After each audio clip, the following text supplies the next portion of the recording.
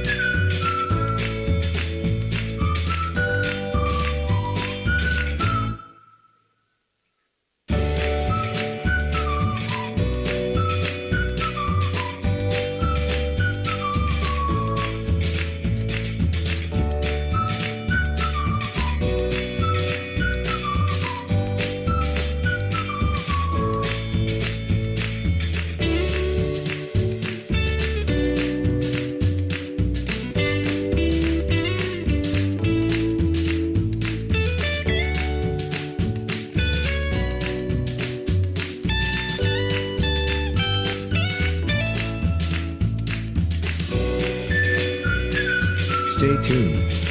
Your program will begin shortly.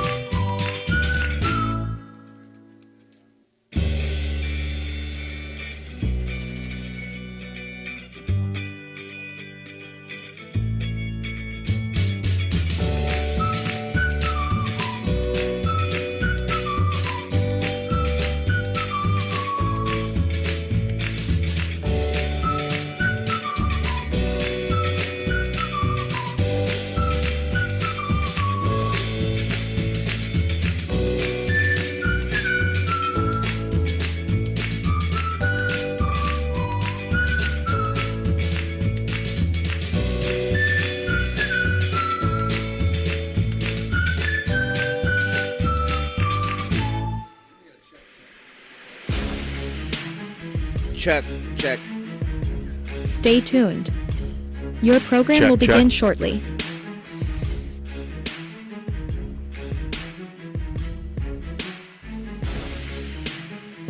Timmy.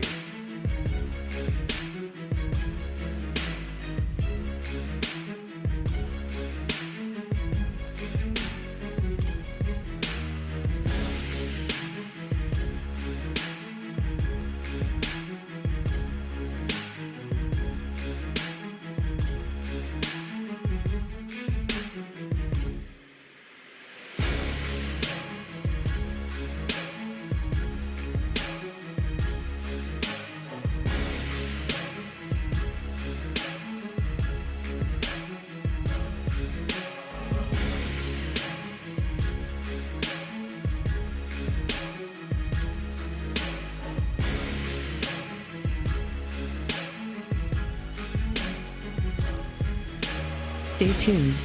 Your program will begin shortly.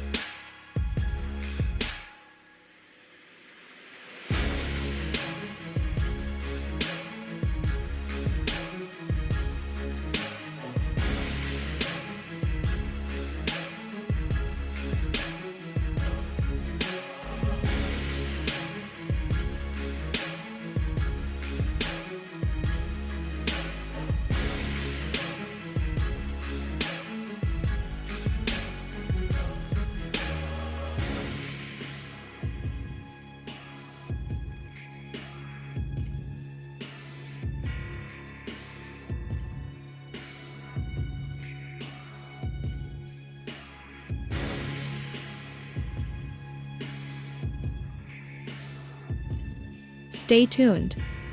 Your program will begin shortly.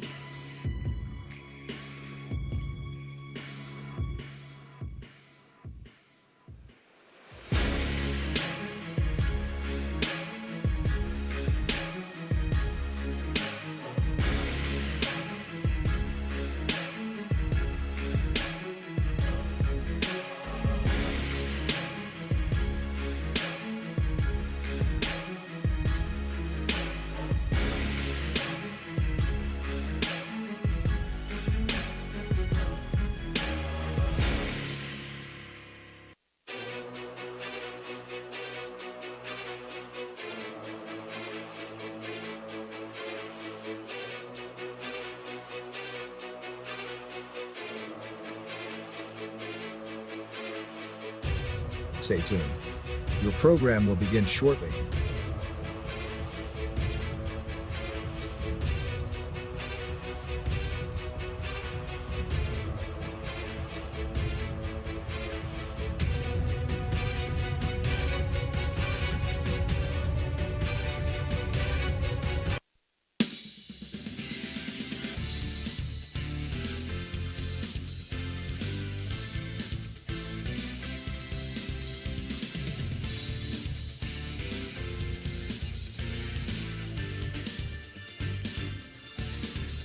Welcome, everybody, to High Valley Sports Online, live today from McCarthy's Irish Pub at the Harp Habit. This is the OVSO Football Coaches Show. It's our first edition of the 2025 season, and we're being joined right now by head coach Reno Suckoch of Steubenville Big Red. This portion of the show being brought to you by Fort Steuben Maintenance. This is Steve Daly. I'm being joined by Matt Bellardine, and pay no attention to the man behind the curtain over there, our Wizard of Oz, Dan Vogel, running the show for us, running the dials, as always. Coach, coming off of a 13-1 season in 2024, another appearance in the regional championship, what would be considered a successful season by very many people. But you lose 19 seniors off that squad. Real quick, talk a little bit about that 2024 season before we look ahead here. When I think back on a 2024 season, I think back on the seniors that had great leadership and brought pride back to the school, because we didn't have a very good year the year before as far as behavior and things of that nature. But I felt that last year's team brought us back, and we were successful until the last one, and the last one's one. I forget what coach it was. Says you can win 1,000 games, but you remember those losses. I think it was Bear Bryant, right? And that's true. You remember the losses. And in a lot of ways too, Coach. Your last time out is what motivates you for the next year or the next game up. Correct? Yeah. And plus the off season really motivated me personally because of the type of kids we had coming back and how hard they worked and stuck with it, and they did a really good job. We had a great off season. We had a great June. We had a really good camp in July, and we finished up 2 days on a high note, and we're healthy as you can expect to be after all that. Right. Coach Reno, thank you for joining us. Yeah, we're opening up here with Youngstown Ursuline, a team coming back from last year. They were 13-2, lost a close game to Toledo Central Catholic in the semis. Tell us a little bit about Ursuline and their strengths and weaknesses and everything, what they got coming back. Well, their strength, as I look at it right now, is 8 returning starters on offense and defense, and that's always good to have. And the number of people they have going both ways might be 2 at the most. So I would say that is their strength. And weakness, I don't know if a team of that nature right now has a weakness, as far as personnel goes, and they have a new quarterback, so the timing will be a little bit different, but so do we. But I just don't think that a weakness is something that sticks out on a veteran team like that. Okay, Coach. Yeah. So this year, tell us a little bit about the offense this year. We're coming in with a new quarterback, Santino Haney, multi-sport athlete, definitely a good athlete, good basketball player. Got some key guys coming back, Brian in the backfield, Wiggins on the outside. Tell us a little bit about the offense this year and what we're going to see. You just told us. Matt jumped the gun on me. I want you to answer that question. He's always worried about the skill guys. I was going to ask you about the guys up front. Well, go ahead and answer Matt's question. The guys we have coming back are guys that I think are good, steady players.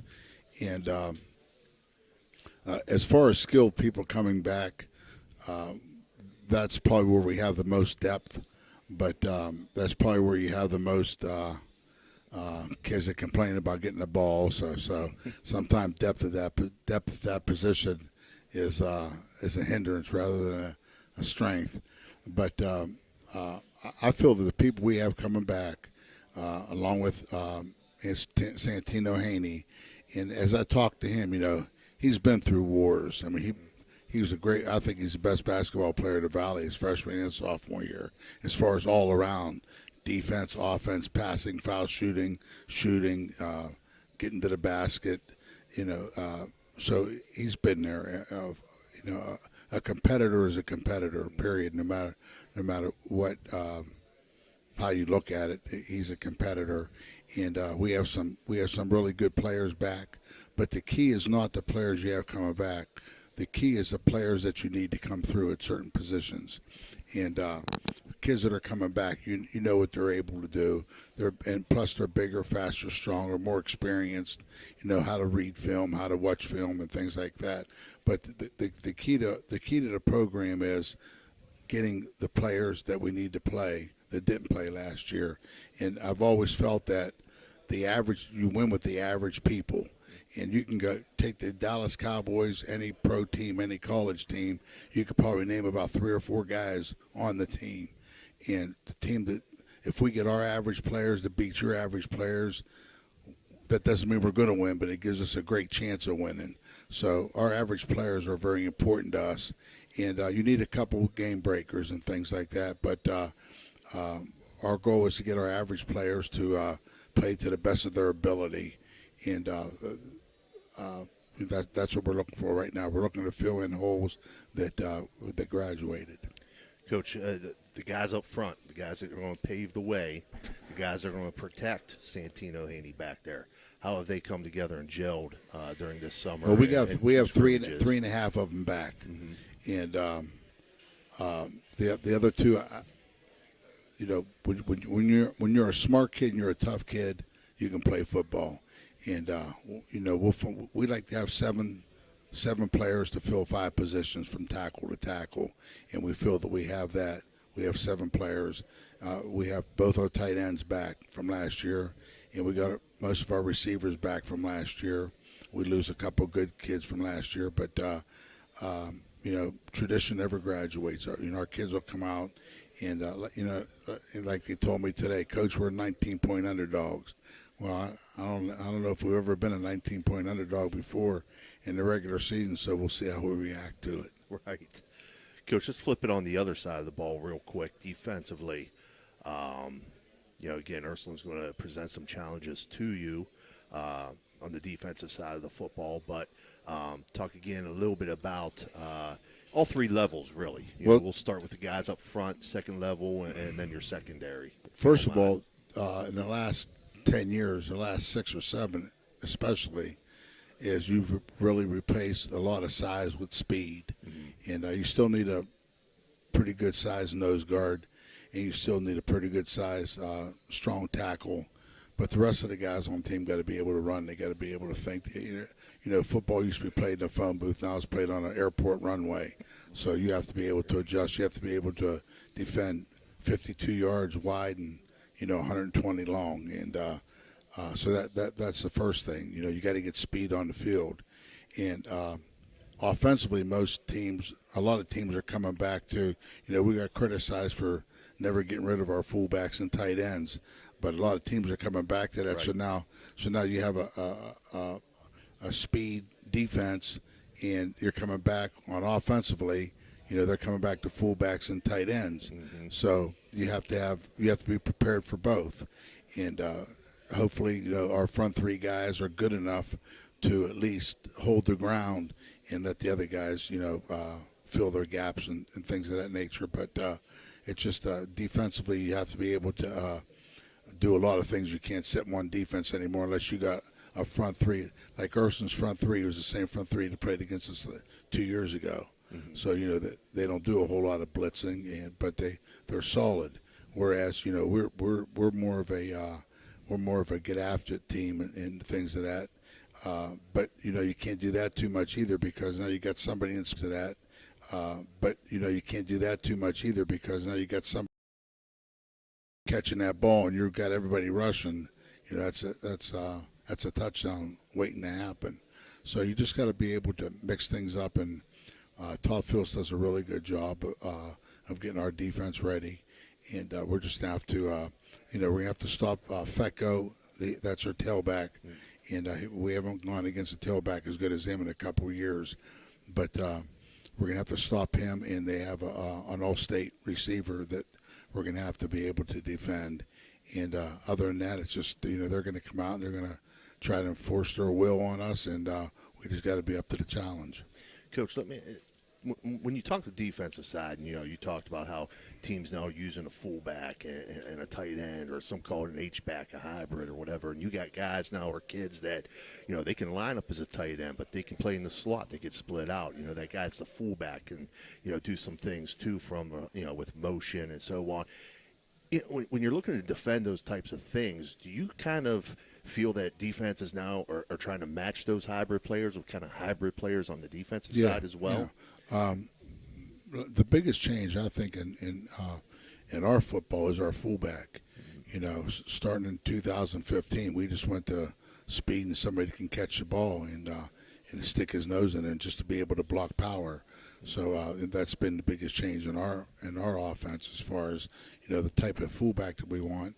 And the biggest change defensively is the Mike linebacker. Right. If Mike can't get under number 3, right, then you're in trouble. So the Mike linebacker defensively and the fullback offensively has been the biggest change in our philosophy. Not as far as what we do, but as far as the type of guy we want there. And our fullback's usually a tailback that might be a little bit slower but can catch the ball, and tough enough to block the power and the ISO. So that's how game evolves, right? yeah. Coach, It'll all come back to whatever it was. It does. It does. You see things cycle. My back first year, around. I can still remember my first year. It was double tight with power eye, and then it went to wing T. Yeah. Then it went to the wishbone. So from 71 to now, it's a long time. Right. Yeah, Coach, you already touched on the offseason, and you said you were happy with the progress you guys made on the offseason, and Coach Daly touched on the players that how many guys you lost. Can you tell us a little bit about your seniors this year and the leadership this year and how they're doing leading the team? We have 17 seniors, and 15 of them will start on one side of the ball or other, or be a very valuable asset to our team. And the other 2 will be on special teams. So as far as that goes, every senior is contributing to the success of the football team, and that's good. And you talked about, I don't know which one of you mentioned about multi. We have 63 varsity football players, sophomores, juniors, and seniors. 49 of them play more than one sport. So I think that's a real positive. And then we have 35 freshmen, and I think it was 18 of them played all 3 sports at Harding. So we'll see as time goes on. They drop off from 3 to 2, but hopefully they stick with 2 because of the size school we have right now. We can't afford to have guys I'm just going to play football. Yeah. A few years ago, I think I told Steve this before. A few years ago, I went and just recruited the halls, man. Football doesn't have to be your favorite sport. Your favorite sport has to be just be able to compete. If you want to compete, come out for football. You can still, basketball or baseball can be your favorite sport, but you want to come out with your buddies, compete, and have a good time. Work hard, and it'll help you in your other sports, in the weight room and things like that. So I think that's just the way that we had to go football-wise because of the schedule we played. And I just don't think that we can play our schedule with 45 or 50 football players. Coach, real quick, as we wrap things up here, going into this Week 1 contest, what do you think are your keys to victory for your team against Ursuline? I think that against anybody, not just Ursuline. Ursuline is an exception to the rule because they do everything well. But I think fundamentally speaking, you got to stop the run. And I think that's at all levels. You got to stop the run and do whatever you have to do to stop the run. Hopefully you don't have to overcompensate to stop the run and hurt yourself in passing area. So we have to stop the run, and we can't give them big plays. We got behind the last time we played them. We threw an interception in the end zone.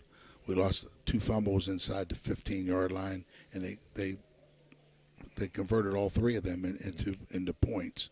And so we got so far behind that but at the end we had the ball down 8. Right. After being down 20-some points, and then an hour and a half layoff because of rain.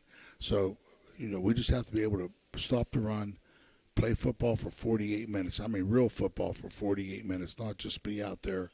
It's got to be a real 48 minutes for us to have an opportunity to come out with a victory. And we can't, getting first downs, getting touchdowns, changing the field position is hard. And when you make it harder by having a penalty or doing things that shouldn't be done, then it really hurts your team. So we have to protect the football. We have to stop the run, and just be patient. Be happy with a 3-yard gain, and 3 times 4 is 12. It's a first down, and we got to be able to go for it on 4th down. Absolutely. Well, we appreciate you, Coach, for joining us tonight. We want to wish you best of luck in your Week 1 contest, and we're going to take a short break, and we'll be right back with head coach Andrew Connor of the Indian Creek Redskins. I was watching the Big Red Central game from your senior year, and you had 31 tackles, but we trapped you twice for 65 yards. Thanks, Coach. We'll be right back. Fort Steuben Maintenance should be your first choice when it comes to any and all construction projects, whether it's commercial or residential. Make Fort Steuben Maintenance your first call. You can rely on them to be the experts when it comes to roofing, concrete, plumbing, carpentry, just about any job that needs done. Fort Steuben Maintenance, they're fully licensed and bonded and will even give you a free estimate. Fort Steuben Maintenance. You want the number? 740-283-4890.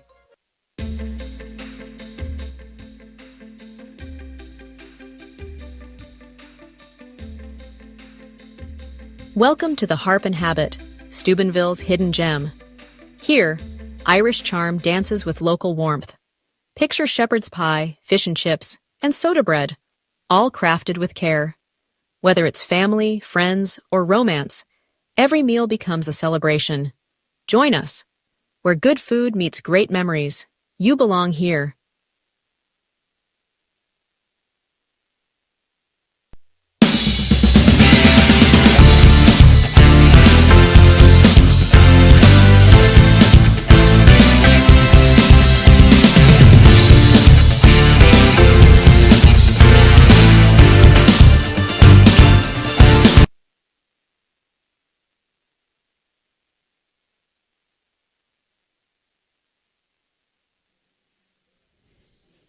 All right, we're back here live at McCarthy's Irish Pub at the Harp and Habit here at Franciscan Square, OVSO Football Coaches Show, and we're joined now by Indian Creek head coach Andrew Connor. This portion of the show being brought to you by Everhart Bove Funeral Home. Coach Connor, welcome to the show. Coming off of an 8-3 season in 2024, where you turned things around from the last couple years, earned a trip back to the playoffs.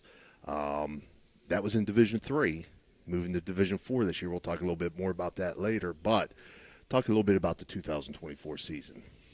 Well, I can't thank the senior class of last year enough. I mean, we had some hard times. We went through 3 seasons that, were seasons that, we wanted to improve on. And last year, our senior class, they worked really hard, and, they got the program turned in the right direction. And I think that's a strong legacy for us, on what we want to do, this year. Last year we were able to play a lot better defense than we had the years past. I think we took away a lot of big plays last year. We played a lot more solid defense. I thought offensively we really kind of reestablished who we were identity-wise, running the football. And, we brought back, the wishbone. The kids, joke about, what our, regular offense was. A lot of schools are, spread or empty, or, we joke all the time that our number one offense was the wishbone. So, I think we just got back to playing Indian Creek football. We played hard. We played physical, and we always say that we want the team to know they played us on Saturday morning. I think we got back to that. Yeah, absolutely. I would agree with that. Looking at this year coming up, you return 14 starters, 7 on each side of the ball, correct? Correct. 24 lettermen. You have a 58-player roster. All those things are great things. Let's focus first on the offensive side of the ball. And I'm going to steal Matt's thunder this time because I know he's going to talk about the skill guys and ask about the skill guys. I want to know about the guys up front.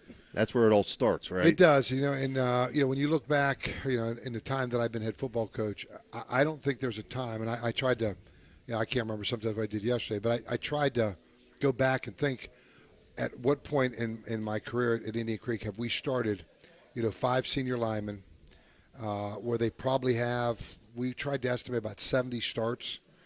So it's a veteran offensive line. Our 2 tackles have started since they were freshmen. So Sean White and Luke McMillian will be the tackles.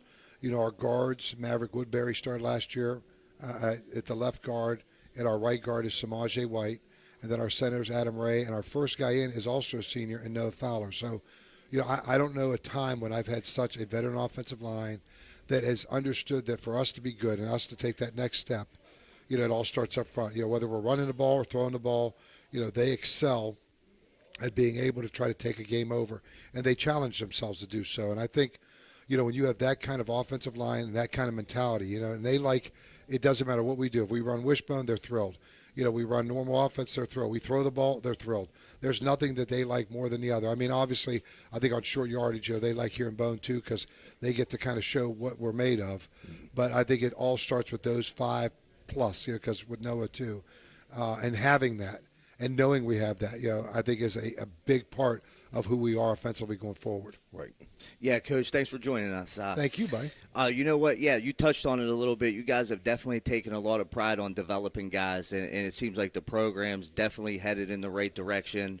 You touched on it, a few years back when you guys had a couple tough seasons. You were hitting the field with a bunch of young guys, and I think that's a credit to you and your coaching staff. You just touched on the offensive line, the experienced offensive line. Tell us a little bit about your skill guys and what you got going on the skill side of the ball on offense. Well, we returned for the first time in, I think, 5 years, a quarterback who played his junior season. So, having Ian come back, Starkey, as our quarterback, he almost got to 1,000 yards last year. I think he finished with like 950. It gives us a dual threat. Ian can run, he can throw it, very smart, runs the offense, understands what we want to do, can get us out of certain situations that may not be good. So, he's kind of an extension to us offensively that he's able to kind of carry through with our offensive game plan. We had for 4 years, a workhorse at tailback in Zion McGee. Right. And we are blessed if you're going to lose somebody that good and that important to your offense. We're blessed with kind of a 2-headed monster. We have 2 tailbacks in Bruce Major and Gavin Pinal that each have their own strengths. And, I think most schools would be happy to have one of them. We're blessed to have both of them. And they do a good job complementing each other. I mean, Bruce is more kind of our downhill power runner, run you over type guy. Gavin's more of our slasher, can find the hole, can accelerate through the hole. So we're lucky there.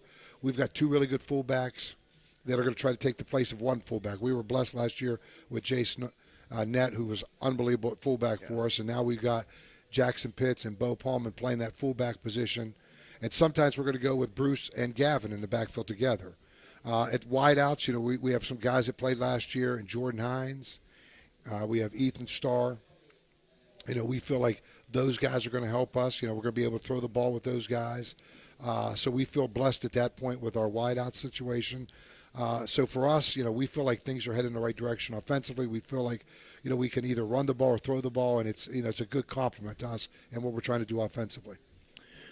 Coach, just real quick, flip it to the other side of the ball now. You're a 4-2-5 base defense, which is a very adjustable defense. And I asked Coach Reno about this as well. Defenses today, you have to have a scheme that's adjustable to match what offenses are doing using those hybrid players that can play tight end or slot or split out, or fullbacks that can line up in the slot and do different things. So talk about your defense at each level. The guys up front, your second-level players and your secondary in that scheme and how you match up against teams. Well, we're lucky. Again, defensively, Mason Salazar played a lot last year. He's going to play some tight end for us too. But defense, he's defensive end. Luke McMillan's the other defensive end, and they really give us a lot of athleticism on the ends. At defensive tackle, we've got all those offensive linemen we can rotate into a game, and so we can keep our tackles fresh. We can kind of rotate guys around. Whether it's Nyshawn and Samaje, where it's Maverick, Adam. We can put a lot of guys in those tackle spots. And then, our tailbacks split tailback, but they also are great inside backers. I mean, Bruce had 122 tackles last year. Gavin had 102 tackles. That's pretty nice when in that 4-2-5 scheme that the two guys right in the middle, they make tackles. They get to the ball, they make tackles. Xavier Vines is the other linebacker. That's the guy that kind of adjusts. He started back as a sophomore as our corner. So, he's the adjustable guy that really kind of helps us in what you talked about in that hybrid. Who's going to match up? We feel like that's a good matchup for us because even though he may have to cover the slot, he's basically a DB who's playing that spot for us, and he's a good tackler. We were blessed on the outside. Jaden Christian and Canistro play our corners for us, Ethan, and they both do a really good job for us, and they both play a little bit of wide out for us too. And then when you look at our safeties, we don't have to play Ian, which helps us out a lot. We're playing Starr and Jordan Hines there, and then Starr goes in, or Ian goes in, when we would go to a 5, nickel type front. Right. We want to put another DB in. So, we feel like, we have a good setup defensively. A lot of those guys played last year. We felt like that got better all year. I mean, if you look at us from the beginning of the year to the end of the year, man, what a unit kind of changed there. We got more physical. We tackled better. We played the pass better. So we feel like going into the year, that's going to be a big strength for us. We feel like we're going to be able to run the ball and stop the run. And, basically, in the years we've been successful at Indian Creek, it starts with that. You run the football and you stop teams from running the ball against you. Right. Coach, I want to say something real quick. So when me and Coach coached together, the 4-2-5, we're talking about the 4-2-5, and, Gary Patterson, TCU, the guru of the 4-2-5. I'm a big fan of that defense. Big fan of that defense, and yeah, like you said, the most important part of those defenses, I feel like, are those hybrid guys that can move around or whatnot. But yeah, I just wanted to tell you that I'm a really big fan of the 4-2-5, and I'll like seeing you guys play that this year. Well, I think it starts like Caden Castro, like I said, is our corner, and then Jaden's our corner, and you got to have corners that can kind of help you on the outside. We feel those guys can help us, and then having those two safeties that can fill. In Starr and Hines, and then, like I said, that extra guy that can do both, hybrid guy, because the two inside backs, when you talk about a 4-3, you only have the one inside backer, you kind of can run at that. But when you go back, it's kind of like you have the 4-4 look because you got those two backers inside, so you really can't go nowhere because those two guys are playing that 3 over on one side, 3 on the other side behind the tackle in the end. Yeah. So we feel like it's a really good adjustable defense. We feel like we have a lot of guys that can rotate in, and I think, Coach Hammock's done a really good job of making sure that you can't really do anything to us. Like if you come out in the bone, which we run all the time at practice, they can adjust. If you come out and you go empty, which seems like everybody wants to do now, and just so that people know, we also practice empty too. So I want people to realize that, we actually use the empty. We used empty in both of our scrimmages, so I do know what the forward pass is. So I want people to know we did do that. So, I mean, you may hear wishbone, but you may hear, if you hear us holler cheetah, our cheetah package is our us going empty too. So I want people to know that I do know that we are playing in the 2025 season and not only in the 1980s. But I just feel like that defense really does help a lot, kind of set you up for that. Right. Coach, the third facet of the game, and an area that's always of big concern, I know, to head coaches, especially going into week one with, how you're restricted in summer practice, so on and so forth, special teams. Let's talk a little bit about your special teams and prepping for really seeing it first time live action, really, when you go into week one for the most part. Well, for us, we spend a lot of time on special teams in July. We put our special teams together early, and we kind of move off or put guys on. So we feel like we put a lot of time into our – and, we got a new kicker this year, extra point, field goal, Franco Barclow. Luke McMillan will do the kickoffs, and then Ian Starkey's our punter with Bruce Major. So we feel like we put a lot of time and effort to it. And we spend a lot of time going live PAT, where we have one side come live, the other side doesn't, so they don't run into each other and end up hurting their necks or something on the edges. We feel like we put a lot of time and effort into it. And, I know I talked to other coaches. We do a lot of live everything. We believe in going live. So we think that helps us in the fact that our kids are used to going live. And, whether it's PAT or, our goal line, I mean, we go live. I know it's not maybe the smartest thing, and people say, well, how about if somebody gets hurt? Well, I guess they could, but we want to be prepared to play physical football. You can't just tell kids play physical on Friday if you ain't going to do it during the week. Right. So we feel like we've kind of got ourselves really lined up with our special teams, and I think that all three of them will help us drastically kind of improve our odds, whether it's making extra points, flipping the field, or doing something of that nature. Right.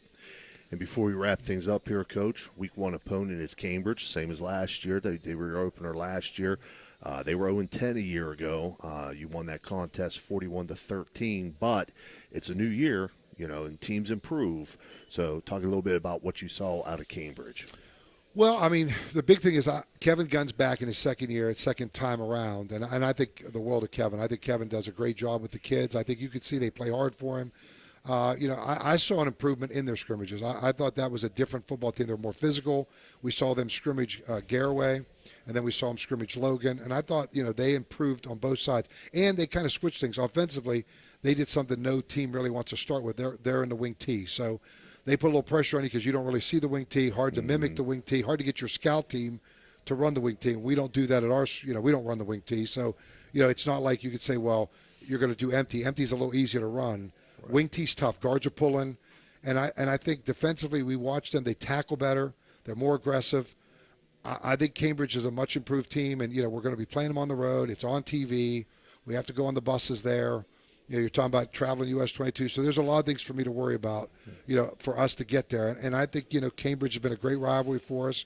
They're a Buckeye 8 member. And, for us, it's an important game for us. We're a veteran team. We have high expectations. And I told our kids, we need to accept that, do our job, go on the road, find no excuses, play Indian Creek football for 48 minutes. Absolutely. Well, Coach, we want to wish you the best of luck in your Week 1 contest against the Cambridge Bobcats.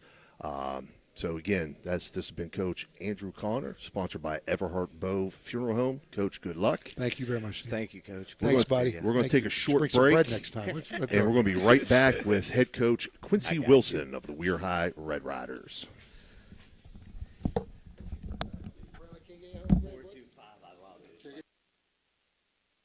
Everhart Bove Funeral Home, they believe you should take care of your loved ones while you still can. Pre-planning at Everhart Bove ensures that your family won't have to worry about the stress of final arrangements during this most difficult time. More importantly, they won't have to worry about how they'll pay for it. Visit Everhart Bove Funeral Home today and discover all the affordable options available. Everhart Bove Funeral Home, Wintersville, Richmond, and Burgolds.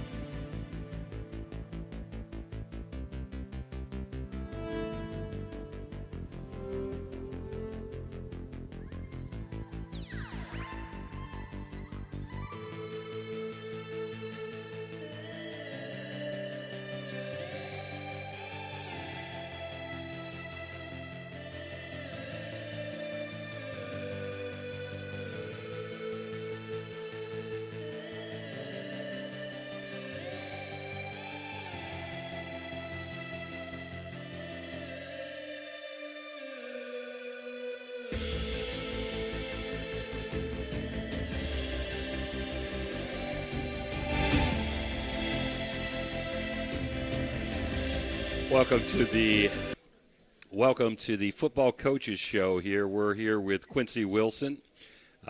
Coaches Show brought to you by Hancock County Schools.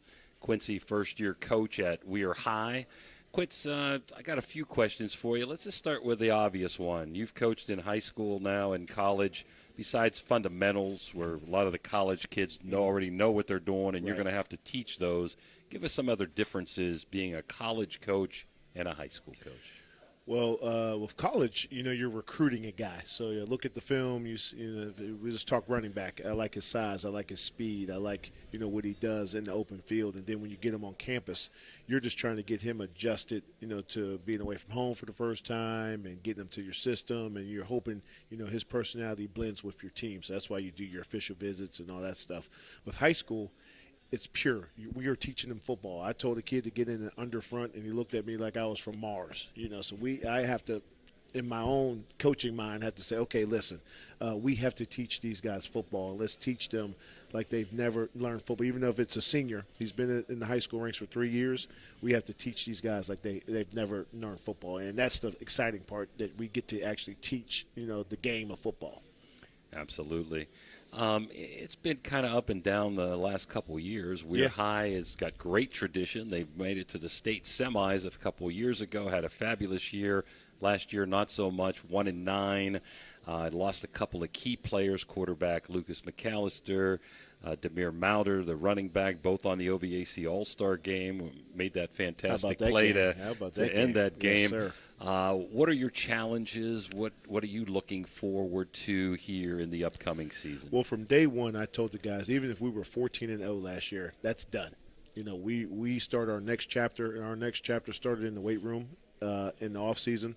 And our next chapter was our summer with our 7-on-7s and our flex days. Thank God for West Virginia. We get 30 days with our guys. So when we got into camp, I was like, we know our guys. We know what we do. Now we're just trying to get them adjusted into the system. So we've been with our guys a lot, which I love. And it's been exciting to see their growth, and that's all I've wanted to see. And I always ask our guys at the end of the week, how can we get better this week? If it's more practice, if it's more drills, if it's less practice, or whatever it is, how can we get better every week? And to a man, we've done that, and I'm just excited. Obviously, we have a scrimmage tomorrow, and then next week we'll be kicking it off for real against Oak Glen. Ray? Quincy, the thing that I look at as far as what you're trying to do, you haven't played a game yet. Right. So, you can't be judged on any of that. But what I'm judging you by in your start is the fact that from what I see, your numbers are way up. Yes, sir. So that means that, that you got the kids' interest. Yes, you know what I mean? And that, I think that's the first step in trying to get off on a good foot. Yeah, and I wanted it to be organic. I wasn't going to be in the hallways every day asking kids, hey, are you playing, you're playing, you're playing. I wanted that peer pressure, and kids these days, they want to be a part of something that's going on, So, they heard about what we did in the summer. I got a chance to take the guys up Hall of Fame weekend. We volunteered up there and took some guys up there, and just the word was spreading. The word is spreading. Obviously, unfortunately, Madonna had to close the doors, but we picked up some of their guys, and then we entrenched them into our culture. So it's been awesome. I got 2 guys that never played football in their life that came out that say, I'm a senior, I just want to go out with a bang. So I think it's just like you said. I think the word has spread. They're excited, and I'm just like you said. The first scrimmage we had, we packed the place. The kids were excited about that.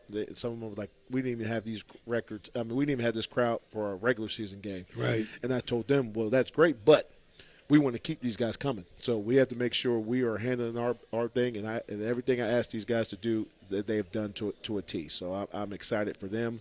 And like you say, success, whatever it is, it's got to be 65-65 or 7-6. We just got to make sure we're going to do whatever it takes to win the game. Well, I love the fact, when me and you text, you got the upbeat attitude, and you come out, you just said, hey, it's go time. It is. So how's your preparations been to getting off on a good foot. It's fun. It's fun, and we have so many great coaches in this valley that have been here. I mean, long time. Obviously, you just interviewed two of the best around, and it's interesting that everyone kind of has their own way of doing things. And I think it's up to me as a coach, or it's up to anyone who's a coach that you need to do what's right for your players. So for me, morning practice might not work. I may have guys say work, or I may have to do babysit. So do I do the back and forth, or do I miss 10 kids and not have everybody? So I think adjusting your schedule, but I think everything has to be catered to your kids. And I think once you establish what we're doing and we're going, and I think the kids kind of fall in line. And I put it on our seniors. We started with 5, now we have 10. And I told them, I was like, this is your team.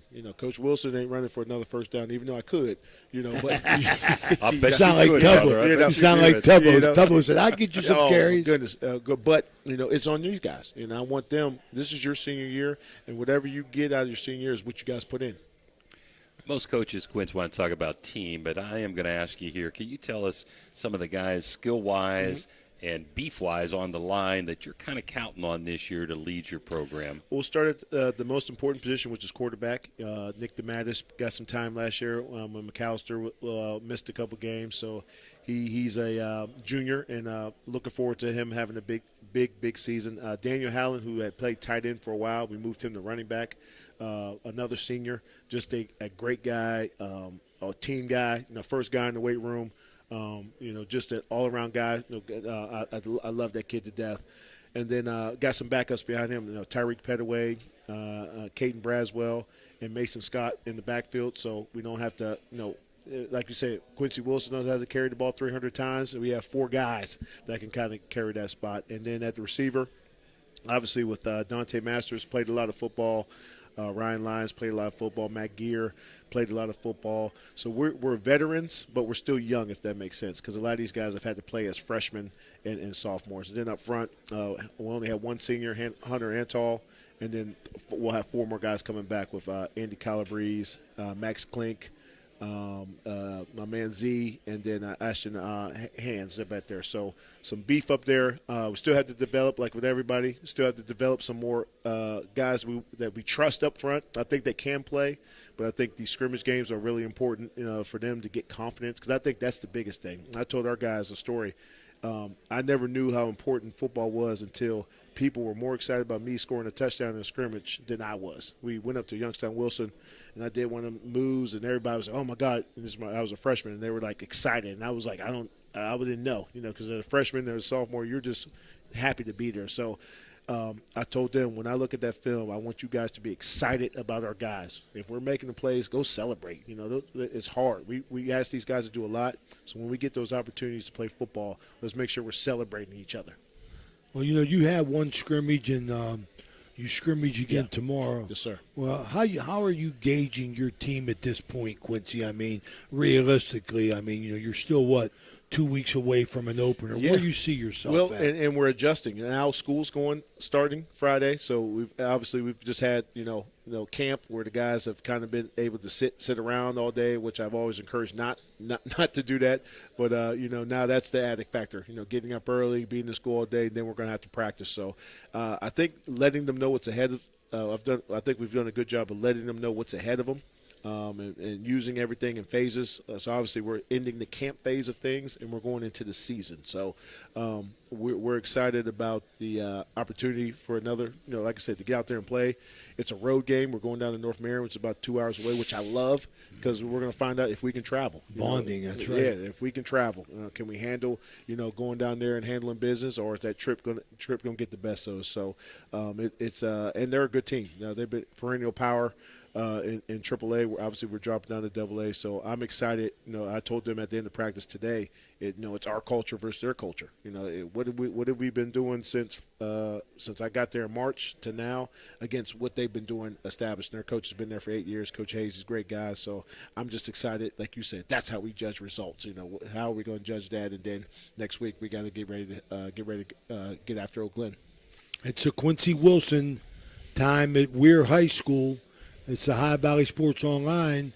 This segment brought to you by Hancock County Schools. Jimmy, close it out. What do you got? All All right, well, tell us, you start in, I know you got a scrimmage tomorrow, but you Yeah. got a game in 8 days. Oak Yes. Glen, you'll probably be the only game in town on a Thursday night at home. It doesn't get any better. A rival Yes. there at Hancock County, and, man, it can't get any better for you. First game is a flash. Tell us a little bit about Oak Glen. Well, it's a traditional power. Obviously, since I've been in high school, we've always opened up with Oak Glen. It's like you said, only show in town, so hopefully that place is packed and jumping, and these guys are super excited. Obviously, TJ, he's kind of in the same boat with me, new coach at his alma mater as well, so we got that going for us. But, I think for us, we want to make sure we are doing what we need to do. It's about us. We have to be fundamentally sound. We got the hats to the ball on defense, finishing up front on offense, catching ball clean. Catch the ball clean. I tell my guys, I don't want to see you jump. Catch the ball clean. I want running backs to finish. So as long as we're doing what we're coaching, we'll do, we'll be fine. But I'm excited for the challenge. I think they've got some transfer guys, so I'm sure got a chance to watch a little bit of their scrimmage on a huddle the other day. Looks like they moved the ball against Central, who's always good. So, but it's one of those things where I know they're not showing nothing. I know we're not showing nothing. So, again, it's going to be about who makes the adjustments, who adjusts to, that kind of stuff. When the real games, conditioning, I think that's going to be a big part in the season, and I think we've been doing a good job of that, and just getting through this last scrimmage game and making sure we're going in with all our guys ready to roll. Well, congratulations on the head coach of Weir High. Thank you. Good luck to you right now and in the future. And we want to thank Quincy Wilson from Hancock County Schools coming to the Coaches Show tonight here at the Harp and the Habit. Thanks, Quincy. And we appreciate all you guys do for the Valley and look forward to seeing you guys down the road. We'll be over to see you. Absolutely. Sounds good. It's Quincy Wilson, Weir High coach. Wish you well. We'll be right back. All right, Q.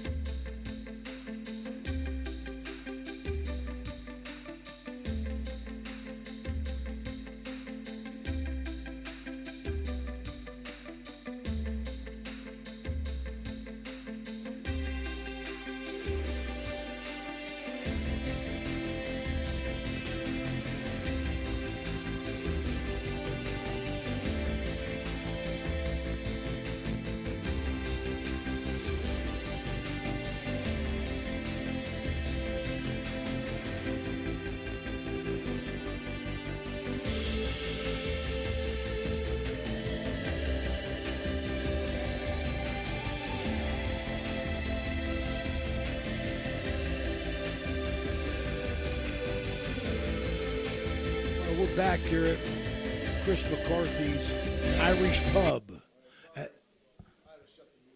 We're back here at Chris McCarthy's Irish Pub here at the Harp and the Habit on Franciscan Boulevard and Franciscan Square. This is a segment that we like to do in the Coaches Show is bringing in a sponsor. And one of our top-notch sponsors, been with us for quite a while, Dan Salee from the Ohio Motor Group. That reminds me, Tony, we got to get our Ohio Motor Group keys to the game, keys to the victory, ready for our upcoming season. So we got to make a note about that with everybody. But Dan got 2 locations. You want a new one, you want a used one, you want to trade one in, all your car needs, you can get it done with Dan. Welcome to the show, Dan. Thanks so much for your support. Hey, thanks for having me. It's great to be here starting off this 2025 football season. I see you guys are ramping up. You were texting early and pulled me in off the bench. I'm glad to be here. We got a lot of good things to offer. We have guaranteed credit approval, 2 locations, National Road in Bridgeport, Ohio, and South 3rd Street in Steubenville, Ohio. And you can always catch us on online at www.ohiomotorgroup.com. If you got credit issues, hey, we're here to help you. If you don't have any credit issues, we're also here to help you. So come on, come on. Is that the best way to get a hold of you, Dan, is online? Online is the easiest because we're a little bit on the short staff side. So we're fighting the same fight that everybody else has. But, yeah, online is the easiest way to make an inquiry. And We just got some great news from one of our vendors. First Bank of Ohio is lowering rates. So hey, you can get a great rate on a like new car. I think that's originally was a good bank. I think a couple people, maybe we both know, went through that. First Bank of Ohio. I don't know if you remember that. Yeah, I got my loan through that for my Cadillac that you bought me. I'm very appreciative of that. Got me a Cadillac with 11,000 miles on it, 2017, a great deal. Got it parked out front here. Other than guaranteeing a loan and credit, what else you think Ohio Motor Group got to offer that the usual car dealership can't offer, Danny? Well, we offer a wide range of vehicles in reference to price. You need that back-to-school car. We got it. That used to be referred to as the work ride. We have it. You're looking for something under $10,000. We have it. You're looking for a truck. We have it. So we've got, between both stores, we got over $1 million in inventory. So we're here and we're looking to turn them. Well, you guys ain't never turned down the sales. So you got the store in Steubenville on South 3rd Street, and you got the store in Bridgeport on Route 40, right? Yes, National Road, Route 40. Come by. We're there. We're 9 to 7 Monday through Thursday. We're open Sunday in Bridgeport, noon to 4. By the way, for all you people that are too busy to get out, we're there noon to 4 every Sunday, like clockwork. So come on out and see us. Just come kick tires. We welcome you. Dan Cini, hardest working salesman in town. Appreciate your efforts, Danny. Tell you that, thanks for having me. You always been there for us. We really appreciate it. That's Dan Cini of the Ohio Motor Group. 2 locations. How to get a hold of you, Dan? Well, 740-633-0039 in Bridgeport, 740-284-1300 in Steubenville, and you can get the easiest way. Look us up online, www.ohiomotorgroup.com. There you got it. Dan Cini. Awesome. We appreciate your time, Danny. Thank you for joining us. Thank you. Always a great pinch hitter. I know that. Thank you. Appreciate it. Thank you. We'll be right back with Frank Cini, Brook High School.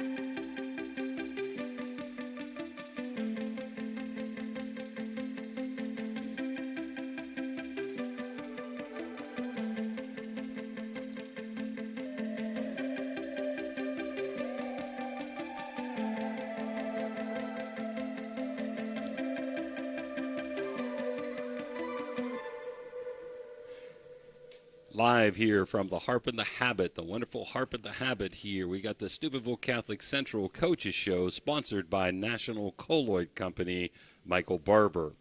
Well, I'm here with Coach Eric Meek, who had a fantastic season last year, going 8-4, 2 playoff games. But you lost a ton of talent. I'm sure you're going to tell me who's coming back, which the cupboard's not bare. But just some names off the top of my head here that I wrote down. Peyton Rouse, Tommy Purgie, Jimmy Herndon, Timmy Mahalio, Cam Bradley, Noah Huff. I mean, these are all all-star kids. They gave you beef on the line, and they gave you a skill production, Coach Meek. Talk to us about what you lost, first of all, from last year. Well, we lost not only outstanding players, but more importantly, great people and great leaders who hopefully the kids that we have back, they have seen the type of leadership that class and the class before them as well was able to lead, through the good days and the bad days and the hot days, the tough days, the fun days. Football, it's like a roller coaster, just like life. And, you got to deal with adversity. You got to deal with success. And, we have a lot of great young men. Peyton Rouch is playing over there at West Lib. Just talked to him yesterday. And 7 of those 10 seniors are going right across the street here to Franciscan. So I think they're getting ready to get started here this weekend. Well, returning as quarterback Max Sprockeye, and tell us about your skilled players and some key players on the line this year that you hope to produce for you. Well, Matthew Sprockeye, a very, very fast kid. He has done a lot of damage when he's in space. We certainly hope that continues, and we hope that we're able to have an effective passing game. He is back at quarterback. I'm going to talk about the seniors real quick. We have 7 seniors on the team. Our receiver, Zach Bryan. Zach played a lot as a sophomore, started the first 2 ball games last year, then had a real bad break in his hand and missed the last 10 games of the season. So he's back at receiver and cornerback. We also have on the offensive line at left tackle Alex Fedorov, who'll be a first-year starter. Big kid. He's also going to push for time at defensive end. Another senior we have is James McInnes. James was a receiver last year, and he got so big and strong and really good kid, and he unselfishly moved offensive right tackle, and we need him there. James was in the state high jump competition in the spring. He also plays outside linebacker for us. Justin Rowe, big kid who really does a good job of filling a hole. He's a good first and second down defensive lineman, and Justin played a lot last year on that good defensive front.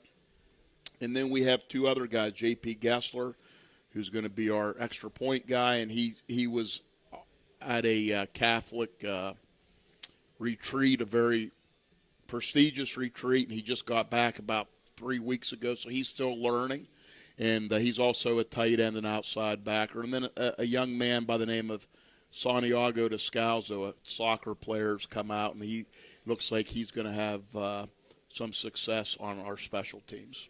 Tell me a little bit about how workouts went this summer and a little bit about your overall numbers in the program. Our numbers are good, 33. We have, I believe we picked up 6 or 7 transfers over the off season, and the good news is they're all freshmen and sophomores. They're going to be good players. So we have 33 kids. We have 7 seniors. We have 7 juniors, 7 sophomores, 12 freshmen. We have a big 8th grade group next year. So I think the numbers are heading up. In fact, we had to get a little bit more equipment here the last couple weeks. We were running short on helmets, which is a good problem to have.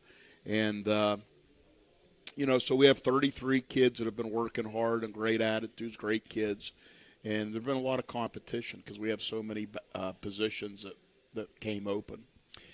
You've got a veteran staff. Tell us about your assistant coaches, which I know you're very high on right now. Yeah, we have 2 of our coaches returning from a year ago. Ted Kostecki, Catholic Central alumni. Everyone knows Ted has been my defensive coordinator the last 3 years, done a great job. He also coaches the offensive line and inside linebackers.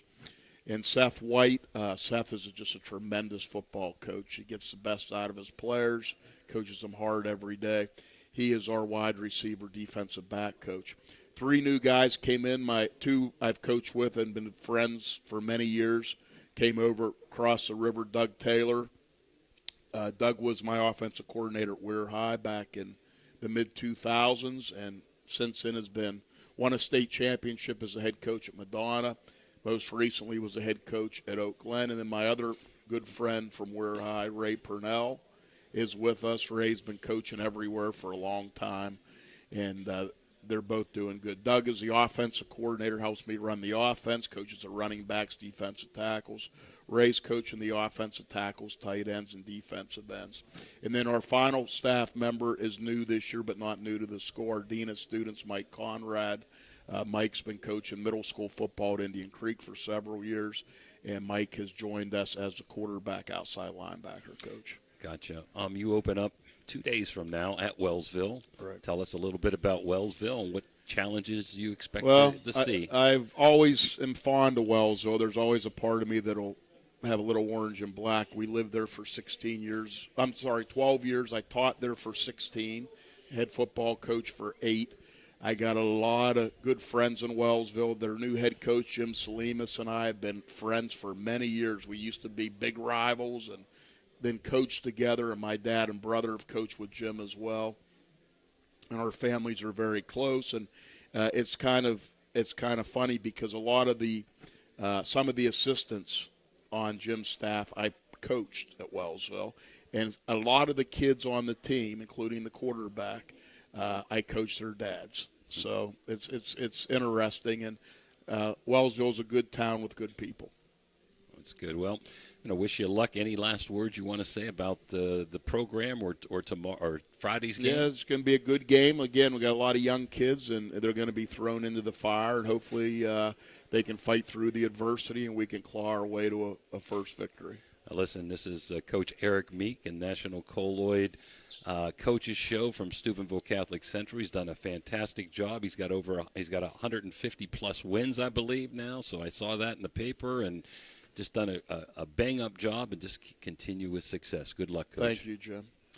Okay, that's been the Catholic Central Coaches Show, and we're going to take a quick break and be right back with Brook High School's coach, Frank Cini.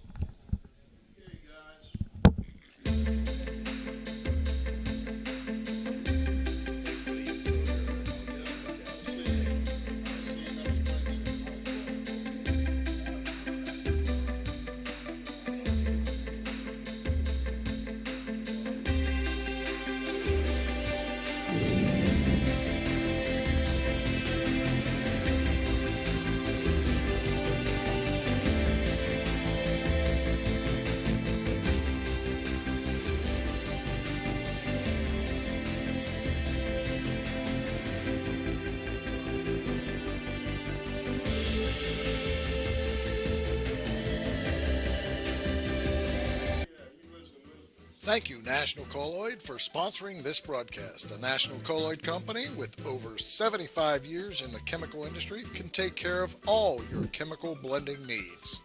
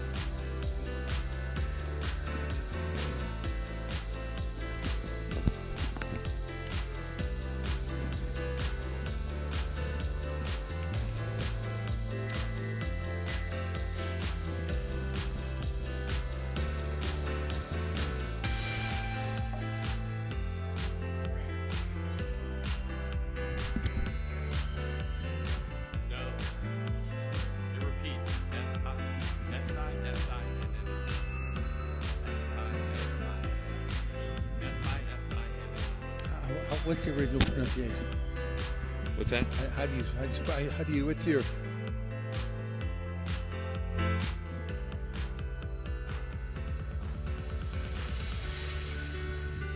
Hello everyone, and welcome, Coach Frank Cini. Our next segment is sponsored by Brooke County Schools. That's the place to be. We're here with Coach Frank Cini. This is a special interview for me. Of course, he's a fellow Brookie, and it's Frank. Welcome, and we really appreciate you coming.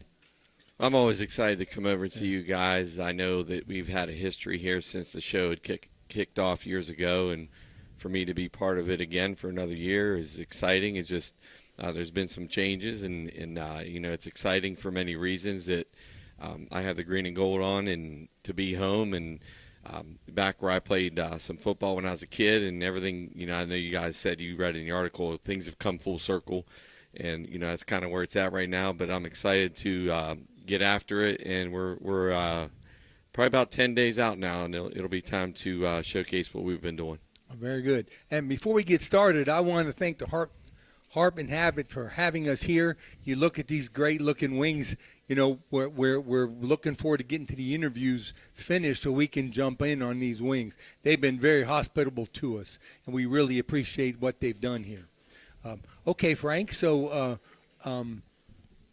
let's talk a little bit about you've come full circle, and you're back home. And there's been some really great articles about the history up there in Bud Row, and so you jumped from Weir High. You're very successful there. And what was your first big priority when you moved down the river to Brooke? Well, the first thing was get established within the building, so that happened in January. And for me to go into the school system and, get to see the teachers, some of them I've had, believe it or not, that are still there, to see them, a lot of hugs and handshakes and, connecting with a lot of the teachers and coaches that I had started, coaching with in 1998 with Coach Billiard. He helped me get into the profession. I was the head coach of Fallsview Blue Wave, and then moved up to the freshman at Brooke High School, and then eventually JV, and eventually cut my teeth in varsity in 2001. So I've been around the high school game here in the Valley and in the state of West Virginia. This is probably year 26 now, so I'm turning into one of the older guys now. You're old, buddy. But there's still a few that are there that we lean on, and I'm fortunate to have a lot of those guys around me. So I think that being back home and having that opportunity come up, I would have never predicted that. But I know that we are excited. We're trying to reestablish the culture that we had as kids under Coach Billiard, and I pinch myself at times because I'm sitting there on the practice field and I see the name on the field, and I know the things that he had wanted and always preached to us, and now it's my turn to be in the green and gold and spreading the word onto the kids and coaches of what we learned as kids in the 80s. This is kind of fun for me, too. I can remember at one of the local radio stations when I was doing radio back in the day, I did coaches shows, and Budrow was one of the guys that I did every week, and it was a lot of fun doing. He always just wanted to be 1-0. We're going to be in green and gold. We want to be 1-0. We want to know one more time. That was a cliche, and it was a great one that he had come up with because, in other words, the coaches world, we don't want to look too far ahead, and we all say that every day. We heard it as kids, and now I'm preaching that, and not looking too far off in the distance. And let me ask you, Frank, any of your athletes are they? You have any sons of classmates of yours, or some former Brooke students that are their kids are there now, or you have any of that tie with you right now? No, not that I know of offhand. Unusual. No. I know that there's a few kids that, I've seen some parents throughout the system that are, in the lower levels. But, I know I went to school with Jill Pavlik, and that's her son, Grant Yost. It's one of the top receivers, so exceptional basketball player. So I do know that, that's there. And I know I guess I'm showing my age a little bit, but there's some guys that know that. We haven't connected yet that way, but there's a few that, I know are out there, but, maybe eventually down the road. Speaking of connection, your coaching staff. Can you talk a little bit about your coaching? Yeah. Your whole coaching staff has a connection to Brooke in some way or another. They've either coached there prior to being here now, they're part of the school system now, or they went to Brooke and played football at Brooke. Right, and there's a few there that that aren't in that realm, but there's a few that understand Coach Billiard's way, and I know.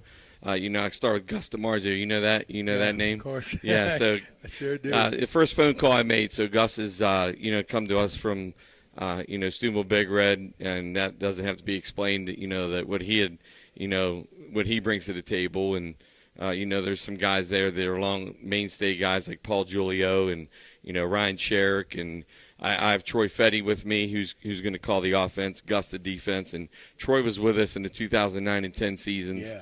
When we went to the state finals and we got beat. So that was like, my last time at the high school. So, Troy's back with us. And, we have Eric James, who's the building principal. But at the same time, he'll help with the passing game and stuff. And he's our quarterback coach. He played football at a high level. Mm-hmm. He played some arena football, and I think he even played with Todd Marinovich at one point. Yeah, That's a little fun fact for you guys. I don't know if you knew, but Paul Giulio's been there a long time. So Paul's been there. I think he was there when he laid the first brick. Yeah, I think. I love Paul. Yeah, I know. What a class guy when you he think is. Brooke football, you think Paul Giulio. Absolutely. Paul was a great player there in the 80s. When you think Brooke, you think Paul Giulio. Yeah, absolutely.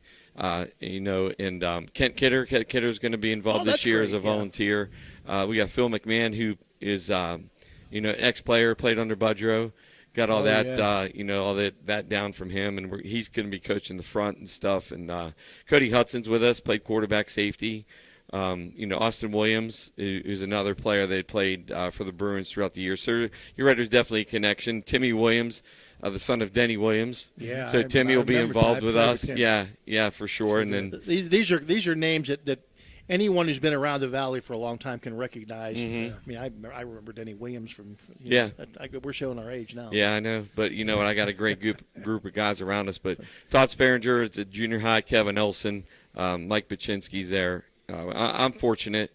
I started counting the years up of how many guys in the years we have in the system of being in high school. It's like almost 250 years of varsity experience. So I'm very happy about the guys that are around me for sure. Because it's tough to find coaches now. I mean, it's hard to not a lot of males are going into the teaching profession. Number one, not a lot of people want to coach anymore. Not a lot of people want to coach a long time. So if you have some veteran coaches around and that veteran presence, I mean, that's just you just can't beat that. Yeah, that's a lot of facts in that because it's it's hard to find at times, let alone a group that's seasoned like that. So yeah, I'm lucky and very fortunate.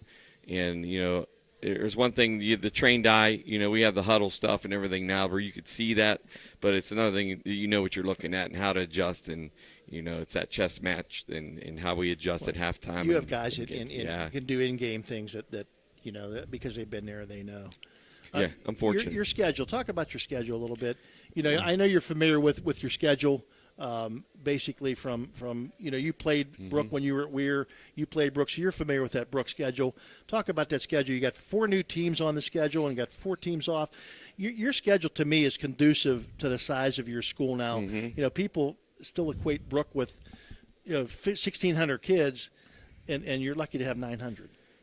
Yeah, and whenever I took over the program, I wanted to challenge us because there was a lot of things last year that were okay that we were definitely going to work with, and a lot of things that were good that we stayed with because, me knowing firsthand from the last game, Brooke had won 2 of their last 3, and the momentum that happened in the weight room because of Eric James and Troy Fetty.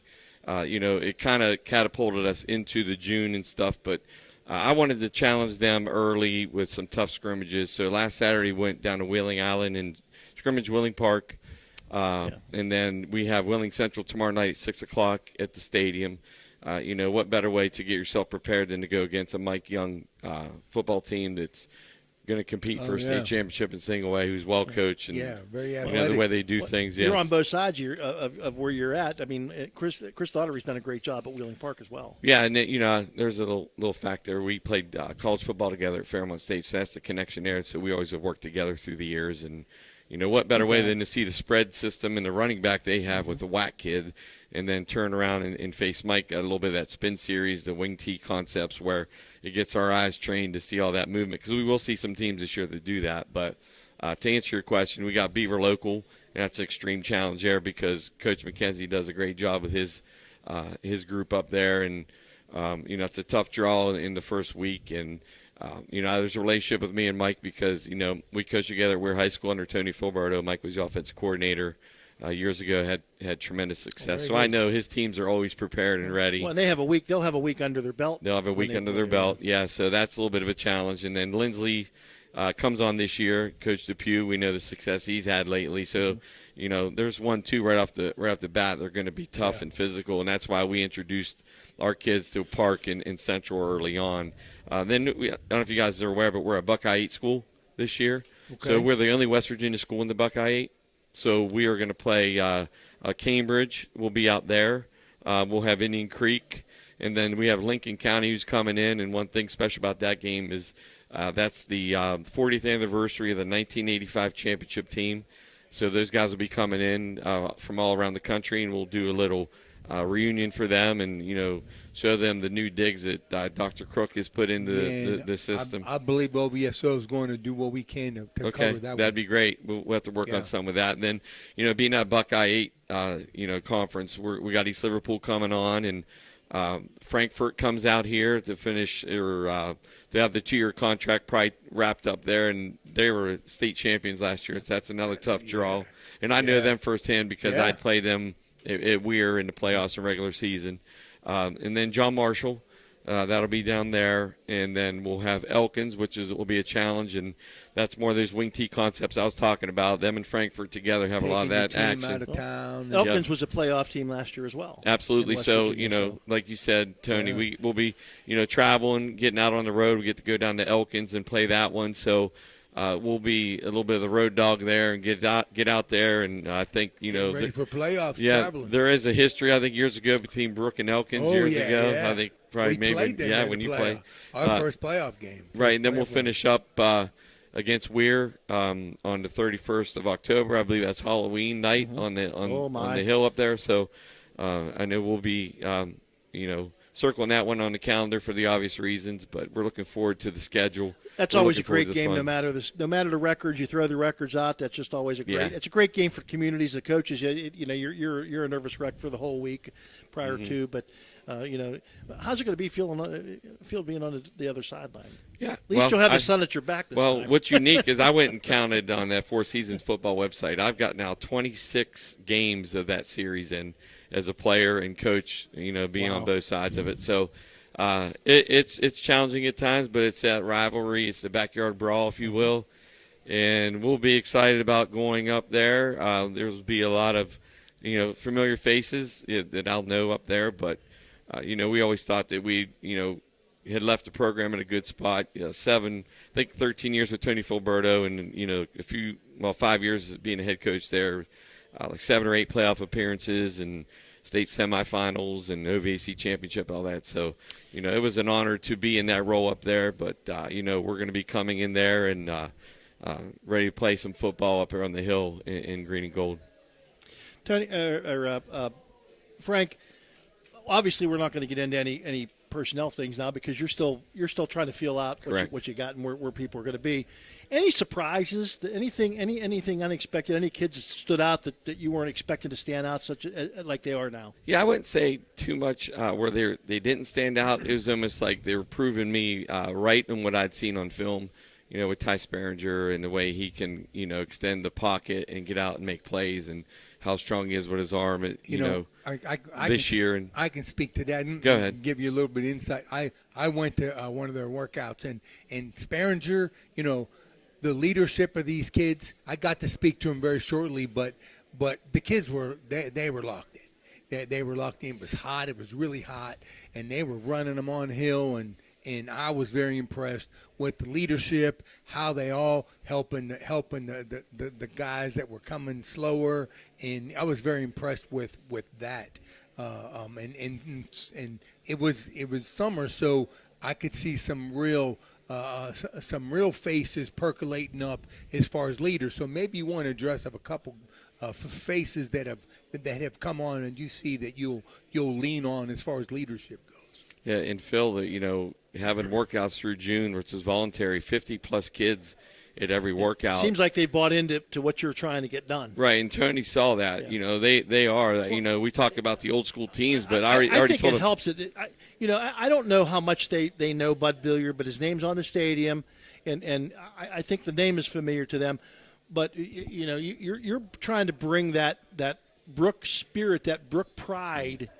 That I don't know. It seemed to have gone away for a few years, and you're trying to bring that back now. And I think they got the right guy to do it. And you got some kids that have bought into what you're doing, and you have a coaching staff that's going to help you. Right, and to piggyback off what you said, just this past week I had John Segley come in and talk to the kids. I had Tony Lelly, get to talk to the kids. And I saw that. I had Bill Wiesiak come in and talk to the kids. So we're slowly showing them, but. We could talk about the 85 teams and the 87 team that I was on and the 89 team and all those teams with all those wins. But I already told them today they already are old school with the way they're approaching things because they are showing up to all the workouts. They are coming together as a group. They are working hard.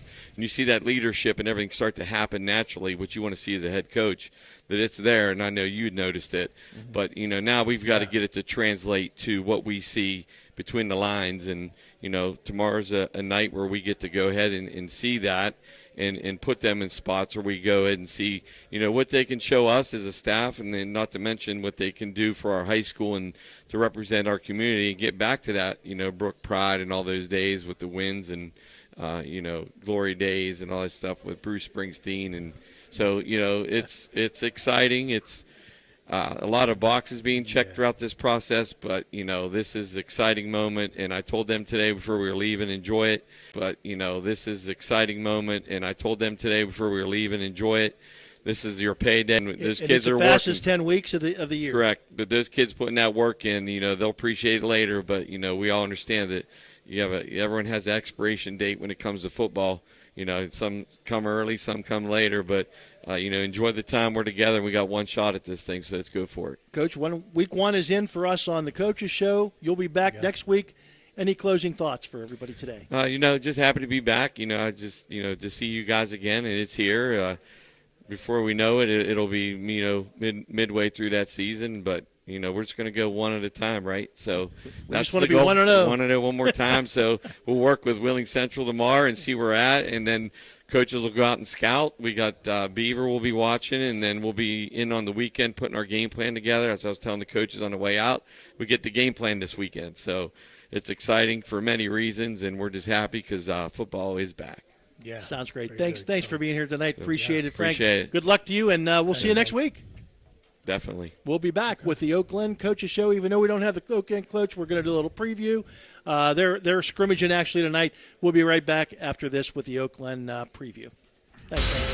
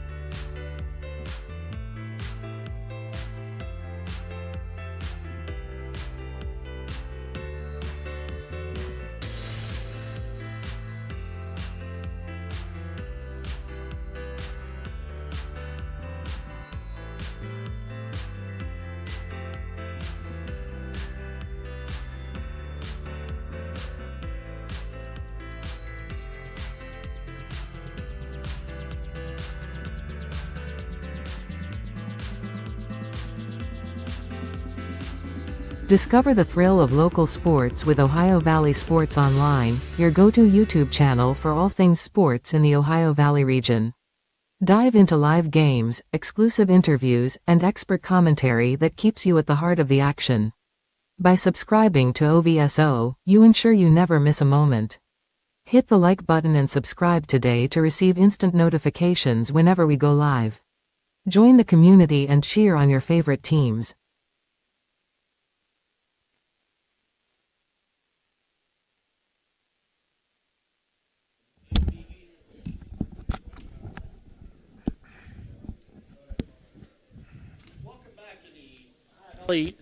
Sports Online coaches shows, football coaches shows. Week 1, Tony. This is supposed to be the segment for Oak Glen. Unfortunately, Oak Glen has scheduled their scrimmage for tonight, so Coach Miller couldn't be here tonight, but we still want to do a little preview on Oak Glen. Coach T.J. Miller in his first year at the helm of the Golden Bears. He's an alum of Oak Glen. I was there when he was a senior. He played football at Oak Glen. So, we got a lot of guys going back to their alma maters to coach. Well, that's very special. Yeah, very good. All three teams in West Virginia with Cini, Weir High and Oak Glen. So that's really special. So there's a lot of buzz in those communities. Sure. Tony, you got to see Oak Glen practice. What was your impression of the Golden Bears? It was really interesting. They were wing T last year, and so they come in this year. Of course, they got the quarterback coming in from Oak Glen, right? From Madonna. They usually have the pretty consistent with their big offensive linemen, defensive linemen. But I was impressed with the height of their receivers that they had this year. That are going to be the targets, and the quarterback's name is Maddox Bowen. Yeah, Maddox Bowen, and he's very athletic, and he's young, and so they got a lot to build on with their receivers. I think they got some young guys. I don't know their names. They're all about 6 foot. And so he's got some pretty big targets to throw at. And they've got some kids back from last year. They lost a few, and we'll let Coach Miller address that next week when he's here. And they did have little changes on their schedule. We'll go over that. From their schedule from last year, they're going to remain, of course, they'll play Weir the first game of the season, at Weir this year. St. Mary's is still on the schedule. Toronto from last year, Steubenville Catholic Central, Tyler, and East Liverpool, which is across the Battle of the Bridge in northern part of the county, or northern part of Hancock County. New teams on their schedule this year: Belpre, Ohio, Buckeye Local, Bridgeport, Ohio, and Clay Battelle. They replace Edison, Berkeley Springs, Madonna, who unfortunately was unable to field a team, and Tigers Valley. So there's some new faces on the Oak Glen schedule, but there's some old-time foes on the Oak Glen schedule. So it should be pretty interesting. As we talked with Frank, his schedule is conducive to the size of their school. I think Oak Glen's schedule is conducive to the size of their school. So I think there's some exciting things happening here in our valley on both sides of the river, Tony. I think Oak Glen's probably their biggest challenge is to protect Maddox Bowen. He's mobile, but if they can protect him, because he can sling the ball, it'll be very exciting to go. When you go from a wing T to spread, there's a lot of challenges, in putting the system in, because basically they're redoing the whole thing. But it was very fortunate when they got Maddox Bowen from Madonna. He's going to be the linchpin, I think, to make the thing go. So I'm very excited to see what they come up with this year. This Oak Glen segment brought to you by A&B Heating and Cooling. And we'll finish this up by talking about the coaching staff at Oak Glen. TJ's got some guys on his coaching staff: Ted Arnaud Jr., Tyler Osman, Pat Cheney, Pat McGillen, Ty Logston, Scott Pryor, Josh Cornell, Scott Little, and Rob Gill. A lot of those guys have affiliation with Oak Glen, either as graduates of Oak Glen or have been on a coaching staff before. So he's got a very solid coaching staff there. And I was very impressed with how well they managed the practice that I was there. Everything, they were very knowledgeable. They saw the things that I was seeing. They were making the corrections, and it was a very well-run practice. Coming in that Coach Miller came in, coming from Madonna like that, he was a bit behind the curve, right? He went from baseball right into the football. And he had a long baseball season. They went to the state finals in baseball. So he's had success as a coach wherever he's been. So I would expect nothing less here. And I saw a really good connection. There was a good connection with his players, with him and his players. Seemed like to be a really good communication, and they really did very well. As the practice went very well together. Okay, that's going to do it for tonight's segments. The first week of the Coaches Show here on Ohio Valley Sports Online. Again, thank you to A&B Heating and Cooling. We got to talk about the Harp and Habit. We got to talk about these great wings. Wonderful wings. All our sponsors tonight.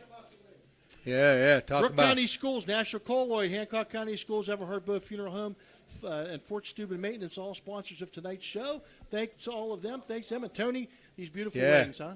And the wings, y'all need to come down to Harp and Habit. I'm fixing to get down on these wings. So thank you very much for coming. We'll see you next week. Take care, everybody. We'll see you next week. Coach Spiller will be here.